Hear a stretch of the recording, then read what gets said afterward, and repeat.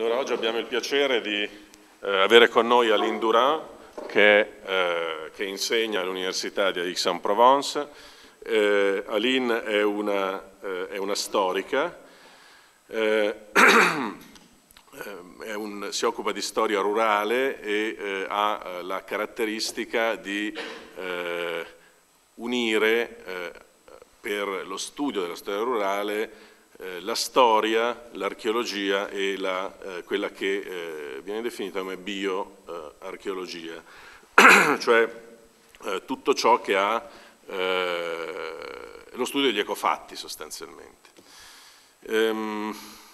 Quindi per certi versi lei si occupa di archeologia e storia dei paesaggi rurali, è qualcosa che noi siamo abbastanza abituati a conoscere attraverso questa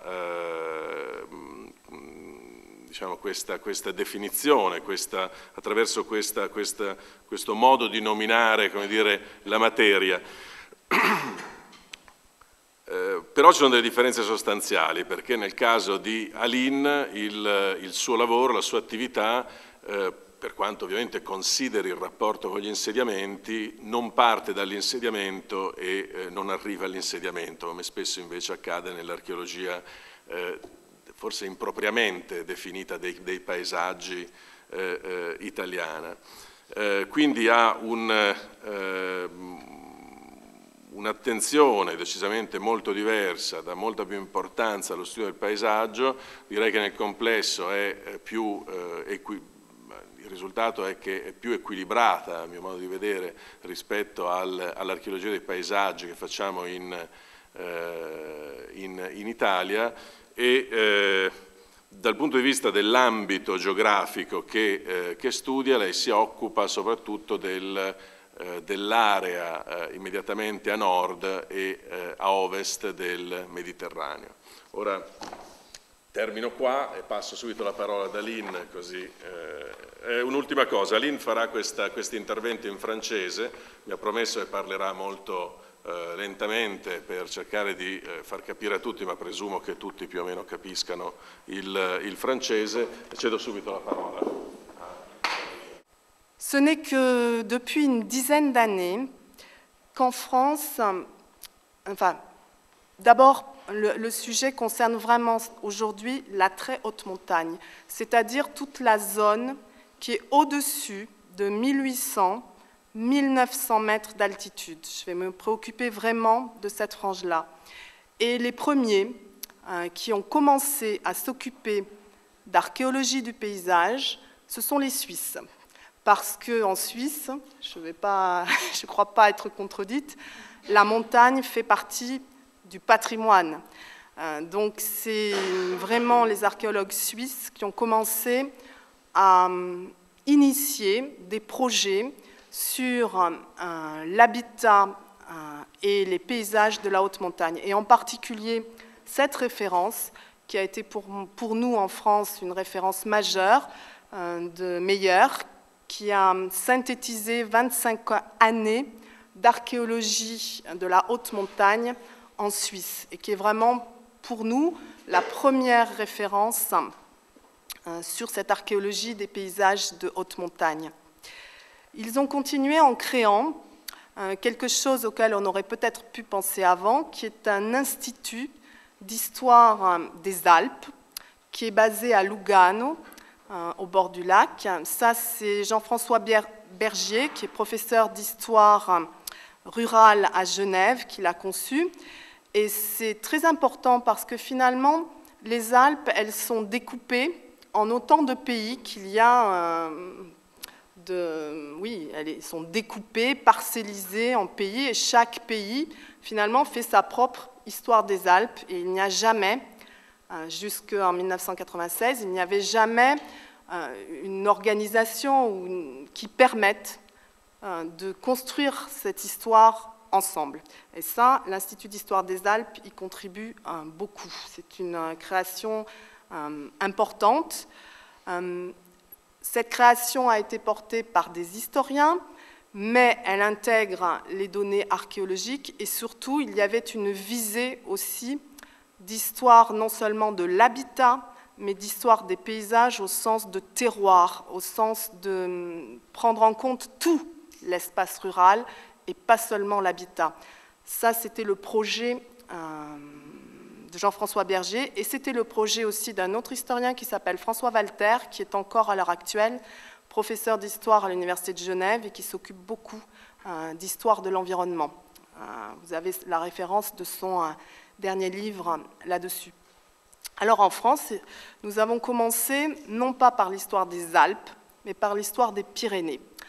L'archéologie et l'histoire de la haute montagne a commencé d'abord dans les Pyrénées, non pas ni par des archéologues, ni par des historiens, mais par des géographes qui ont commencé à travailler sur la haute montagne des Pyrénées parce qu'ils cherchaient à comprendre la structuration de l'espace et comment cet espace quelle était l'histoire de ces zones spatiales, en particulier l'histoire de la forêt. Donc ce sont les géographes de Toulouse qui ont vraiment initié en France les études sur la montagne et particulièrement la haute montagne. Et puis notre première grande référence archéologique sur l'histoire de la montagne, c'est la thèse de Christine Rendu qui a été publiée, vous le voyez très récemment, en 2006, qui est une histoire d'une estive, c'est-à-dire d'une zone de pâturage, prise sur la très longue durée, depuis le néolithique jusqu'à la période actuelle, où Christine Rendu a à la fois fouillé les habitats, c'est-à-dire les cabanes de bergers. Elle a également réalisé des études bioarchéologiques pour compléter. Elle a vraiment une vision diachronique et totale de l'histoire du paysage. C'est à mon sens l'un des meilleurs travaux de ces 10 dernières années en France sur le landscape archaeology, sur l'histoire de l'archéologie environnementale et des paysages. Donc nous en étions là à peu près dans les années 2000-2006. Et chez nous, pour la montagne sud-alpine, 2 grands professeurs qui se sont occupés d'archéologie des paysages en France ont construit un projet, un gros projet de recherche. Il s'agit de Philippe Levaux, qui était professeur d'archéologie des paysages antiques à l'Université d'Aix, et de Jacques-Louis de Beaulieu, qui est un palynologue, qui était professeur aussi à Aix-Marseille. Leur projet était d'étudier en diachronie, donc depuis le dernier tardiglaciaire jusqu'à nos jours, l'histoire des rapports entre la forêt et le troupeau au travers d'un paysage, à savoir au travers des habitats, mais aussi de tout ce qui concernait les problèmes d'estive des troupeaux, la montée de transhumance au travers des terroirs. Donc c'est un projet qui a démarré en 2000 et qui a été très bien financé, et à peu près tous les résultats que je vais vous présenter aujourd'hui sont issus de ce projet initial et continuent encore à l'heure actuelle. Nous n'avons pas encore tout exploité. Il faut continuer. Le projet souhaitait intégrer des sources archéologiques, à la fois par la fouille et par la prospection d'habitats temporaires de bergers ou d'autres activités, ça c'est à voir avec la fouille. Il souhaitait intégrer des sources bioarchéologiques avec des études intégrées sur des analyses de pollen, puisque comme nous sommes en haute montagne, nous avons la chance d'avoir des lacs de haute montagne ou des marécages de haute montagne où nous pouvons faire des carottages pour étudier les pollens en diachronie. Des sources bioarchéologiques, puisqu'il y a eu des études sur les charbons de bois provenant des habitats qui ont été fouillés et qui permettent donc de reconstituer aussi l'environnement des sites. Il y a eu, et c'est tout, parce que comme nous sommes en haute montagne, il faut bien dire que les conditions climatiques sont extrêmement difficiles, puisque nous sommes au-dessus de 1800-1900 mètres. Donc, par exemple, les os ne se conservent quasiment pas. Enfin, il y a un mobilier qui est vraiment très ténu et très fugace. Intégrer aussi des sources paléo-environnementales, donc je l'ai dit, les analyses palynologiques. et également, comme vous allez le voir dans la deuxième partie de l'exposé, des sources géochimiques. C'est tout ce qui concerne, par exemple, la pollution au plomb. Et j'ai oublié aussi des sources textuelles, puisque quand on est médiéviste, il faut aussi tenir compte des sources textuelles. La zone d'étude qui a été choisie est celle du massif du Pelvoux, qui se trouve ici, donc au sud des Alpes. C'est un massif qui culmine à plus de 4000 mètres d'altitude, donc voici le pic du Pelvoux. Et on a zoomé un petit peu.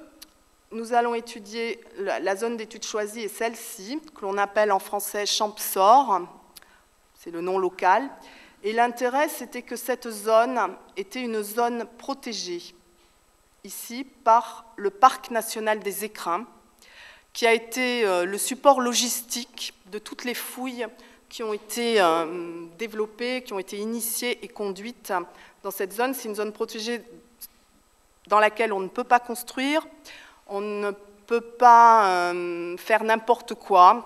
C'est extrêmement juridiquement très contraint comme législation. On ne peut pas, par exemple, faire de feu. On ne peut pas monter une tente. Donc ça a été, je tiens à le dire, des conditions de fouille vraiment très difficiles parce que les sites sur lesquels nous avons fouillé, ils sont à 2000, 2002, 2200 mètres d'altitude, donc il faut monter avec tout le matériel archéologique. Nous n'avons pas le droit de mettre les tentes, donc ça veut dire qu'on redescend tout le matériel tous les jours. Il y a 3/4 d'heure à 1h30 de marche à pied pour monter, et même chose pour descendre. Donc dans des conditions climatiques difficiles, parce qu'on ne peut pas fouiller évidemment ni en mai ni en juin, parce qu'il y a encore la neige. On est obligé d'attendre le mois de juillet et le mois d'août, et même en attendant le mois de juillet, le mois d'août, il y a encore parfois de la pluie et même de la neige. Le projet s'est développé essentiellement sur 2 vallées. Donc vous avez ici l'arête, la montagne rocheuse, qui sépare la vallée de Chichin de la vallée d'Orsières, ici, et le col qui permet de faire le passage est ici, il s'appelle le col de Fressinière. Et je vous montre juste ici la zone du lac de Faravel. Donc il y a eu 2 équipes de fouilles, l'une en diachronie qui s'est occupée beaucoup de la vallée du Chichin, et l'autre qui s'est occupée de la vallée ici d'Orsières. Et ensuite, dans un deuxième temps, nous nous sommes préoccupés de toute la zone autour du lac de Faravel. Bien, alors, avant de vous présenter les résultats sur l'habitat, proprement dit, donc les fouilles d'habitat, nous sommes partis des textes. Nous nous sommes aperçus que finalement, en ce qui concernait les actes de la pratique, c'est-à-dire tout ce qui est charte, tout ce qui est acte diplomatique, nous n'avons quasiment rien. Pour les Alpes du Sud, nous avons seulement le cartulaire d'Oux qui concerne beaucoup le Val d'Aoste, mais peu de choses sur notre zone. S'il y a 80 actes en tout, et pour tout, pour la période 11e, 12e siècle, c'est tout. Donc nous avons des sources écrites vraiment très partielles, qui ne concernent pas forcément notre zone d'étude, et qui en plus sont toujours situés probablement au-dessous de cette fameuse limite des 1800-1900 mètres d'altitude, parce que toutes les fouilles et tout ce que nous avons fait, c'est au-dessus de cette limite.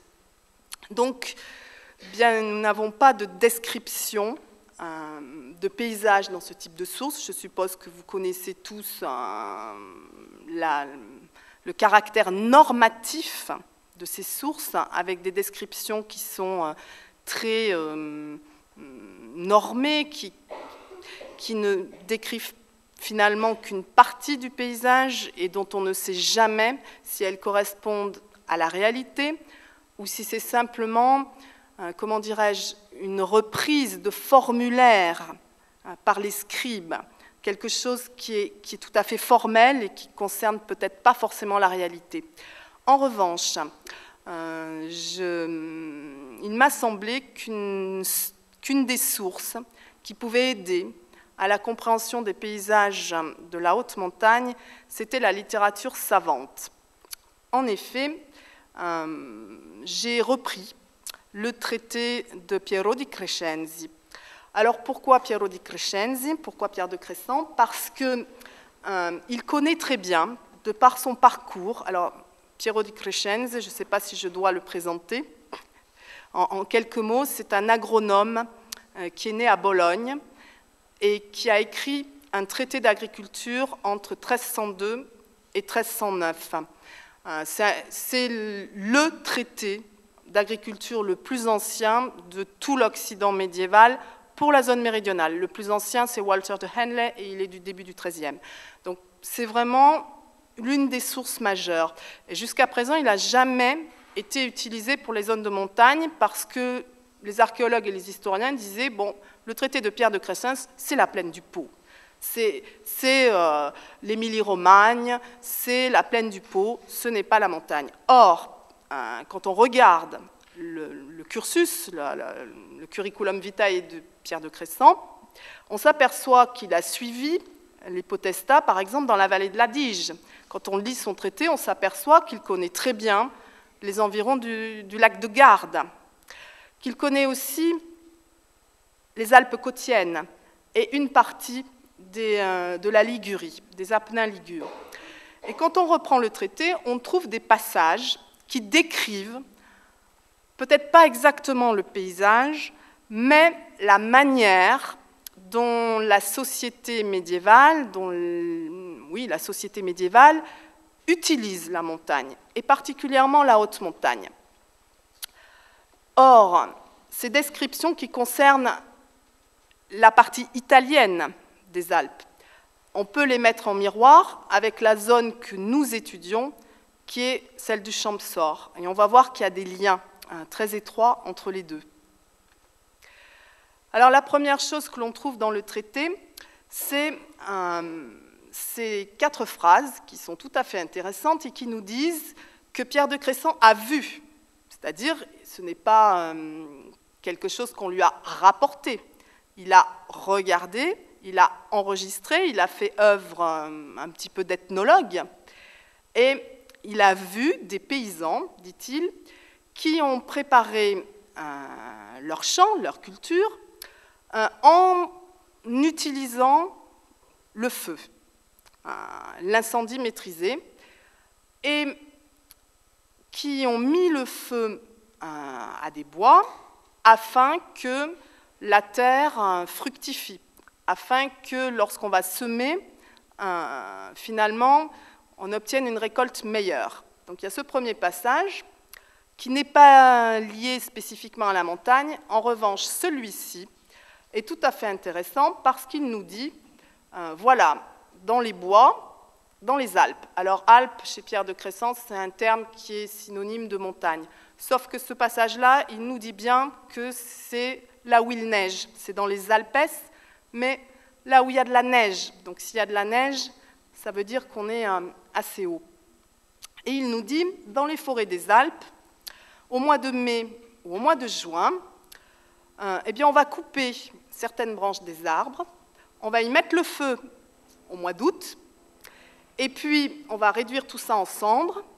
Après, on va labourer, on va planter du seigle, et puis cette année-là, on aura une récolte, et après, plus rien. Pendant 7 ans, on va laisser la terre sans être travaillée. Alors ce passage, les historiens et les archéologues l'ont à mon sens mal interprété, parce que c'est un passage qui se trouve dans les livres qui concernent la culture des céréales.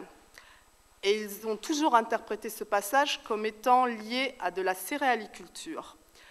Or, je pense que si on décortique le passage, ce n'est pas du tout lié à de la céréaliculture, mais au contraire, c'est un passage qui concerne les systèmes herbagers, c'est-à-dire la production de foin et d'herbes, et justement pour les zones de haute montagne, pour les zones d'estivage. Donc si on le décortique, on a à peu près ce cycle-là, c'est-à-dire qu'on met le feu, on obtient une première récolte, donc on met le feu à certaines branches des arbres, il n'a pas dit tous les arbres, hein. Donc certaines branches des arbres, on met le feu, on obtient une première récolte la première année de seigle, puisque c'est la céréale la plus, comment dirais-je, la plus frustre, la plus adaptée aux zones de montagne. Ensuite, on laisse la terre se reposer, mais bon, les arbres sont toujours là, et il y a probablement de l'herbe qui repousse, et puis ça continue pendant 7 ans, avec une recolonisation herbagère, et puis au bout de 7 ans, on recommence le cycle.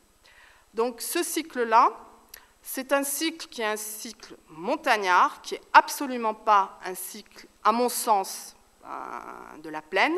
C'est vraiment typiquement un système de culture montagnard qui permet de combiner ce que les géographes appellent des prébois, c'est-à-dire vous avez à la fois une prairie et vous avez des arbres et en même temps, ponctuellement, de la céréaliculture, mais l'objet de ce système n'est pas la production de céréales, c'est la production de foin et c'est la production de feuilles pour les troupeaux, parce qu'on est en zone de montagne, on est en estive, on accueille les troupeaux transhumants. Enfin, c'est mon interprétation, du moins. Ce système, dit prébois, ce que les anglo-saxons appellent le Wooden Meadow System, c'est un système qui est actuellement connu au nord de l'Europe. Vous savez que plus vous montez en zone de montagne, plus vous avez des formes de paysages spécifiques. Et ces formes de paysages spécifiques, de très haute altitude, donc supérieures à 1600-1700 mètres, vous les retrouvez en latitude quand on monte vers la Scandinavie. Or, en Scandinavie, à l'heure actuelle, vous avez ce type de paysage. Donc un prébois, ça ressemble à ça, c'est-à-dire une prairie avec des arbres qui sont étêtés, qui sont élagués, que vous allez brûler pour enrichir le sol et faire ponctuellement une récolte de seigle, et que vous allez laisser avec cette forme-ci. Et vous allez évidemment mettre les troupeaux à l'intérieur de ce prébois. Donc c'est un paysage qui est assez typique à l'heure actuelle, enfin assez typique, qui existe encore dans certaines parties de la Norvège et certaines parties de la Suède. Donc voilà à quoi ça ressemble. C'est un paysage qui est assez caractéristique de ce secteur. Au XVe siècle, nous avons des traces de l'existence de ce système en Scandinavie.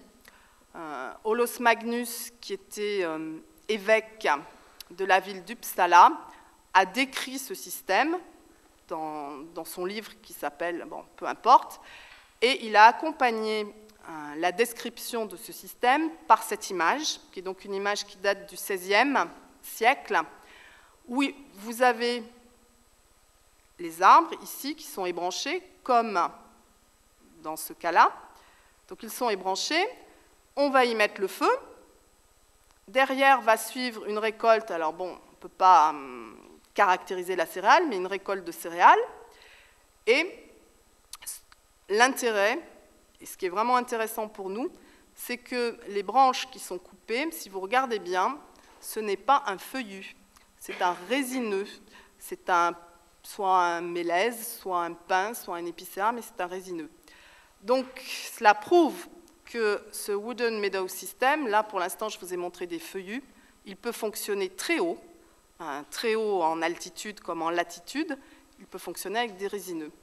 Donc on peut très bien avoir ce type